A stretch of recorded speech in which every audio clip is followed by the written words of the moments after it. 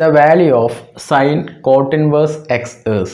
So option A root 1 plus x square, option B x, option C 1 by root 1 plus x square, option D 1 by x. അപ്പോൾ നമുക്ക് കണ്ടുപിടിക്കേണ്ടത് sin cot inverse എക്സിൻ്റെ value ആണ്. So നമുക്ക് cot inverse എക്സിനെ നമുക്ക് theta എന്ന് കൊടുക്കാം. Cot inverse x is equal to theta. So നമുക്ക് കണ്ടെത്തേണ്ട വാല്യൂവിന് എന്താണ്?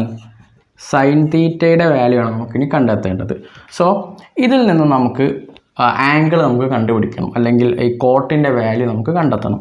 സോ ഇവിടെ cot theta is equal to x എന്ന് വരും. അതായത് ഈ ഒരു കോട്ട് ഇൻവേഴ്സിനെ നമുക്ക് സമത്തിനപ്പുറത്ത് എടുത്തിട്ടുണ്ടെങ്കിൽ cot theta is equal to x എന്ന് വരും. സോ ഇതിൻ്റെ വാല്യൂ എന്താണ്? കോട്ട് തീറ്റ എന്ന് പറയുന്നത് എക്സ് എന്നുള്ളത് എക്സ് ബൈ 1 എന്ന് വരും. സോ നമുക്ക് ഇതിൻ്റെ വാല്യൂ, ഇനി നമുക്ക് സൈൻ തീറ്റയുടെ വാല്യൂ കാണാൻ വേണ്ടിയിട്ട് നമുക്ക്